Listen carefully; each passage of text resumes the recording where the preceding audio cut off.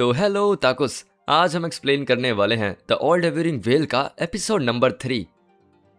यार पिछले एपिसोड में तो बहुत बड़ा सीन हो गया था। हमारा हीरो फैंग अपने ही पेट वेल के धोखे से मर के एक नए लड़के की बॉडी में फिर से वापस आ जाता है और पता चला कि उसकी वो बड़ी वेल हमेशा के लिए जा चुकी है। उसकी हालत इतनी खराब थी कि उसके पास बस एक छोटा सा कुत्ता और एक मिस्टर कैक्टस ही बचा था, मगर उसने मिस बाई को हरा कर दिखा दिया कि पुराना फैंग अभी भी जिंदा है। और फिर हम देखते हैं कि फैंग जो अब कमजोर हो चुका है वो अपने बर्बाद हो चुके सेक्ट लिंक्शियो पेविलियन तक पहुंचता है और वहां पे फाइट करने के बाद वो सेक्ट ज्वाइन कर लेता है। और अब आगे हम देखते हैं कि सेक्ट में सिर्फ 4 या 5 शिष्य ही बचे थे। देने जो अपने मालिक के बाद उनके सेक्ट में सबसे ज्यादा शक्तिशाली था वो भी सेक्ट को छोड़कर जा चुका है, वरना उसे अगले मालिक के रूप में चुना जा सकता था। तभी चुंगशी नाम का एक लड़का खड़ा होता है और कहता है यहाँ पर सिर्फ एक ही व्यक्ति है जो कि मालिक बनने के लायक है। फैंग सोचता है कि शायद मेरी बात हो रही है, लेकिन दोस्तों चुंग तो ग्यूलियांग की बात कर रहा था। और इसके बाद वो तीनों इस मिस ग्यूलियांग को मालिक कहना शुरू कर देते हैं। और क्योंकि उनके पास कोई दूसरा रास्ता नहीं था, मिस ग्यूलियांग कुछ समय के लिए सेक्ट मास्टर बनने के लिए तैयार हो जाती है। अब सवाल उठता है कि उन्हें क्या करना चाहिए। तो फैंग कहता है कि हमें स्पिरिचुअल पेट्स पकड़ने पर ध्यान देना चाहिए। और इस दौरान मिस ग्यूलियांग को फिर से फैंग के अंदर मालिक दिखाई देते हैं और जिसके बाद हमें पता चलता है कि लिंक्शियो पेविलियन सेक्ट के सारे स्पिरिचुअल पेट्स मर चुके हैं और फैंग को छोड़कर इस वक्त किसी के पास भी पेट्स नहीं हैं। तो इसलिए उन्हें सबसे पहले पेट्स पकड़ने पर ध्यान देना चाहिए। लेकिन अब सवाल ये उठता है कि आखिर पेट कहाँ से पकड़े जाएं? तो फैंग कहता है मुझे एक जगह पता है। लेकिन जब वो लोग उस जगह पर पहुंचते हैं तो वहां पर पहले से ही बहुत ज्यादा भीड़ थी, इसलिए फैंग उन सब लोगों को एक दूसरी जगह पर ले आता है जहां पर कोई भी नहीं था। और इसके बाद वो पहाड़ी से नीचे कूद जाता है। तो चुंग सोचता है कि अब फैंग तो गया, लेकिन फैंग नीचे ठीक ठाक था। और इसके बाद वो अपने मिस्टर कैक्टस की मदद से उन तीनों को भी यहाँ पर नीचे घाटी में ले आता है। और दोस्तों ये वो सीक्रेट प्लेस है जहाँ उन्हें पेट्स मिलेंगे।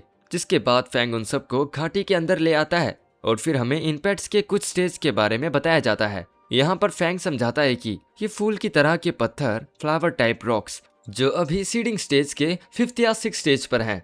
और इसके साथ ही वहाँ पे केव मंकीज भी थे और वो उन फूल पत्थरों से थोड़े ज्यादा स्टेज पर हैं। लेकिन तभी मिस ये पूछती है कि वो पेट किस ग्रेड का है। तो दोस्तों ये एक फायर टेल फॉक्स है। फैंग अपने मन में सोचता है कि सोल बिल्डिंग स्टेज के पेट, वो भी इस घाटी में, ये कैसे हो सकता है? ये तो बिल्कुल नामुमकिन है। शायद ये किसी का पेट है। और जैसे ही वो ये देखता है एक व्यक्ति उसके पीछे से हमला करता है, लेकिन फैंग समय रहते बच जाता है। और इसके बाद वो व्यक्ति कहता है कि इस पूरी घाटी पे सिर्फ मेरा हक है और तुम सब लोग यहाँ से चले जाओ वरना बहुत बुरा होगा। लेकिन अगले ही पल वो सब कहना शुरू कर देते हैं कि हमें यहाँ से भागना चाहिए। अरे हम तो सोच रहे थे कि अपने कौन से पेट का इस्तेमाल करके तुम्हारी इस बेकार सी छोटी फॉक्स को हराया जाए। लेकिन असलियत में वो सब बस एक्टिंग कर रहे थे, क्योंकि फैंग के अलावा और किसी के पास भी कोई पेट नहीं है। पर उनकी एक्टिंग देखकर वो लड़का सच में डरने लगता है। उनकी एक्टिंग कुछ ज्यादा ही डरावनी थी और इसलिए वो लड़का वहां से डर के मारे भाग जाता है। ये तीनों बहुत खुश होते हैं, लेकिन अचानक यहाँ से एक अजीब सी आवाज आती है और वो इस घाटी के लॉर्ड की आवाज थी।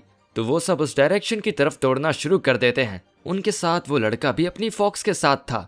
जिसके बाद वो सब देखते हैं कि उनके सामने उस घाटी का मालिक रीनो होनर्ड पांडा है। ये लड़का उस पांडा पर अपनी आंख से पहले हमला करता है, लेकिन वो पांडा अपनी यूनिक स्किल का इस्तेमाल करके उसकी फॉक्स के हमले से बच जाता है। और इसके बाद वो पांडा अपने सिंग से हमला करता है और इस लड़के को घायल कर देता है और उस हमले से ये लड़का बेरंग हो जाता है। तभी ये पांडा अपने सिंग से फैंग पर हमला करता है, लेकिन फैंग उसके हमले से बच जाता है। और इसके बाद वो दूसरों को छिप जाने के लिए कहता है। लेकिन दोस्तों अब पांडा के हमले का असर फैंग पर दिखाई देने लगा है। वो तुरंत अपने डॉगी को समन करता है ताकि डॉगी अपना डिटॉक्सिफाइंग सुसु उस पर छिड़क सके। डॉगी ज्यादा समझता नहीं, लेकिन सुसु करना उसकी आदत है। लेकिन सुसु का फैंग पर कोई असर नहीं होता। तभी वो पांडा उस फायर फॉक्स पर हमला करता है और उसे घायल कर देता है।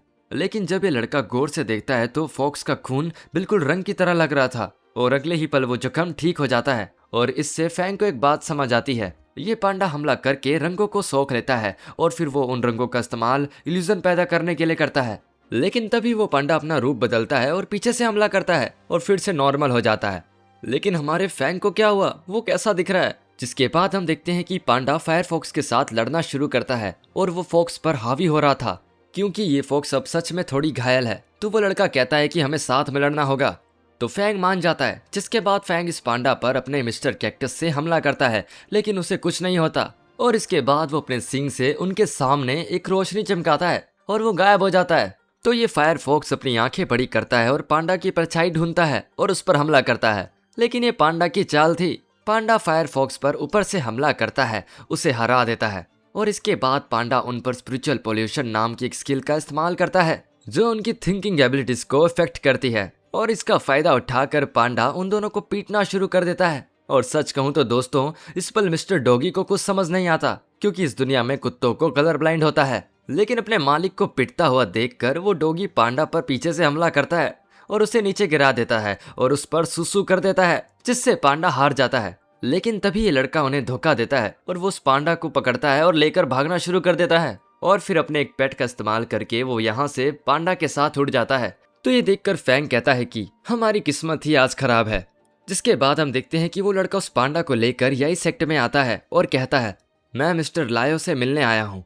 जिसके बाद हम देखते हैं कि कई पेट्स को इस जगह पर कैद किया गया है। फिर हम देखते हैं कि मिस्टर यू यांग, जो यही सेक्ट के सिक्योरिटी का हेड है, वो यहाँ कहता है, ओह सुमो सान, तो तुम यहाँ पर एक लॉर्ड को पकड़ कर आए हो, ये तो काफी कमाल की बात है, क्यों ना तुम हमारे साथ हमारे सेक्ट में शामिल हो जाओ। लेकिन सुमो सान कहता है, नहीं, तुम्हें हमारा वादा याद है ना, मुझे मेरा आइस स्टील वापस चाहिए। जिसके बाद उसका आइस स्टील यहाँ पे लाया जाता है, लेकिन जैसे ही वो उसे निकालने की कोशिश करता है, उसकी फायरफॉक्स पकड़ी जाती है। यू यांग के आदमी सुमो सान को घेर लेते हैं। वो पूछता है, तुम ये क्या कर रहे हो? यांग कहता है कि बस कुछ नहीं, तुम्हारे पेट्स ले रहे हैं। जिसके बाद हम देखते हैं कि सुमो सान यांग के एडमिन से लड़ना शुरू करता है, लेकिन तभी दो डीमन गार्ड सुमो सान को पकड़ लेते हैं, जिसे देखकर उसकी फॉक्स उसकी मदद करने के लिए आती है। जिसके बाद सुमो सान इन दोनों डीमन को हराने में कामयाब हो जाता है। लेकिन तभी जैसे ही यांग अपनी उंगलियां स्नैप करता है, सुमो सान के पीछे से एक खतरनाक पेट निकलता है और उसे जमीन पर दे मारता है। अब सुमो सान खुद को हिला भी नहीं सकता और यांग यहाँ कहता है कि तुम मेरे किसी काम के नहीं हो, लेकिन मैं तुम्हारी इन दो फॉक्सेस को बेच सकता हूँ। अब अगले दिन हम इन तीनों को देखते हैं, जो शायद थोड़े परेशान थे, क्योंकि उनके सामने लगे पोस्टर पर साफ साफ लिखा था कि फैंग एक बुरा आदमी है। मिस यू कहती है कि हमें इस पर ध्यान नहीं देना चाहिए, और तभी फैंग आ जाता है, लेकिन उनका अजीब सा बिहेवियर देखकर वो भी नहीं समझता कि आखिर वो कर क्या रहे हैं। जिसके बाद मिस क्यू बैंक से अपने सेक्ट के लिए बाकी पैसे निकालने आती है, लेकिन उनके बैंक अकाउंट में एक सिक्का भी नहीं था। मिस यू यहाँ पे रोने लगती है, पूछती है कि उनका सारा पैसा किसने ले लिया। ये काम और किसी का नहीं बल्कि फैंग का ही था। वो उन्हें कहता है कि मेरे पास थोड़े पैसे हैं। जिसके बाद हम देखते हैं कि वो सब एक पेट खरीदने आते हैं। ये थोड़ा प्यारा भी है और काफी महंगा भी है, इसलिए मिस यू एक दुकानदार से कहती है, थोड़ा दाम कम करो, बात ये है कि हम थोड़े गरीब हैं। और इसके बाद मिस यू की तीखी नज़र दुकानदार को मजबूर कर देती है ताकि वो दाम कम करे। जिसके बाद ये सेंस कीपर मिस यू का हो जाता है। दूसरी तरफ चैंग को ये रेड थॉर्न पोनी पसंद आता है और यहाँ चैंग मिस यू से कहता है कि इसकी भी सौदेबाजी करो। जिसके बाद वो दोनों दुकानदार की तरफ देखते हैं और आखिर में ये रेड थॉर्न पोनी चैंग का हो जाता है। तो दोस्तों, यहाँ पर मिस यू लियांग और चैंग बहुत ज्यादा खुश थे, जिन्हें देखकर वो दोनों भी काफी ज्यादा खुश थे। लेकिन दोस्तों, अब सिर्फ मिस यू के पास कोई भी पेट नहीं था। वो बस सोच ही रही थी कि उन्हें क्या लेना चाहिए, जब एक आदमी उन्हें अपने पास बुलाता है, जिसके पास एक लॉर्ड था, और ये कोई और नहीं बल्कि वही पांडा है। और ये देखकर मिस यू कहती है कि ये पांडा तो हमने पकड़ा था, हमें ये वापस चाहिए। लेकिन ये आदमी उनकी यूनिफॉर्म देखता है और कहता है कि तुम उस लिंक्शियो पेविलियन में से हो ना, शायद तुम्हारी अभी तक हिम्मत कैसे हुई ये कहने की। ये सुनकर वो दोनों गुस्से में आ जाते हैं। लेकिन तभी चैंग अपने पोनी के साथ पांडा के पास आता है और फिर अगले ही पल वो उस आदमी को बताता है कि तुम्हारा पांडा तो गड्ढा खोदकर फरार हो गया। ये देखकर वो आदमी तुरंत पिंजरा खोल देता है। लेकिन दोस्तों, असलियत में ये कोई गड्ढा नहीं था, बस एक इल्यूजन था, बल्कि पांडा तो वहीं छिपा हुआ था। और इसके बाद वो इस आदमी पर ऐसा जोरदार मुक्का मारता है कि उस बंदे का तो खेल ही खत्म हो जाता है। लेकिन इसके बाद हम देखते हैं कि मिस यू इस पांडा की तरफ जाती है और कहती है, जब मेरा सेक्ट मुश्किल में था मैं उसकी मदद नहीं कर पाई, लेकिन अब मैं और कमजोर नहीं रहना चाहती, क्या तुम मेरी ताकत बनोगे?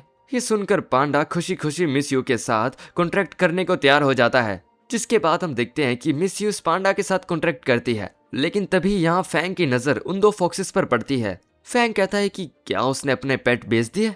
इधर पांडा मिस यू के सामने अकड़ दिखा रहा था। खैर, अब हम देखते हैं कि उन दोनों का आजाद कर दिया गया है। जिसके बाद हम देखते हैं कि वो दोनों इशारे से कुछ कहने की कोशिश कर रहे हैं।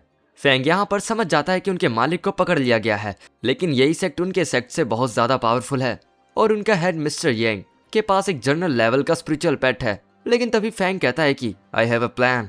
जिसके बाद हम देखते हैं कि वो सब अपने सेक्ट में वापस आते हैं और यहाँ फैंग उन्हें एक लेटर देता है जो उनके मालिक फैंग ने उनके लिए छोड़ा था, जिसमें ये लिखा था कि इस पेड़ के नीचे पिल से भरा हुआ एक बॉक्स है जिन्हें खाने से पेट्स तेजी से विकसित हो सकते हैं। लेकिन इन्हें डिब्बे के पास एक और लेटर मिलता है जिसमें यह लिखा था कि अगर तुम ये नोट पढ़ रहे हो तो शायद मैं मर चुका हूँ। मुझे माफ करना कि मैं तुम सबको ज्यादा नहीं सिखा पाया और जो भी मुश्किलें तुम सब अभी झेल रहे हो वो मेरी वजह से हैं। प्लीज इसके लिए मुझे माफ कर देना और चाहे जैसी भी हालत क्यों ना हो कभी हार मत मानना, क्योंकि जो हमने खोया है वो हम वापस पा लेंगे। लिंक शॉ पेविलियन सेक्ट एक बार फिर से टॉप पर पहुंचेगा। तो दोस्तों इस डिब्बे में उन्हें वो गोलियां मिलती हैं जो पेट्स को बहुत तेजी से विकसित कर सकती हैं। अपने मालिक की ये आखिरी निशानी देखकर मिक्स ग्यूलियंग यहाँ पे रोने लगती है और हमें ये पता चलता है कि ये सारे लेटर फैंग ने ही लिखे थे। और इसी के साथ ये तीसरा एपिसोड यहीं पर एंड होता है। चौथे एपिसोड का लिंक आपको डिस्क्रिप्शन में मिल जाएगा, तो चेकआउट करना मत भूलना और कमेंट करके बताओ कि आपको वीडियो कैसी लगी और चैनल को सब्सक्राइब भी कर देना।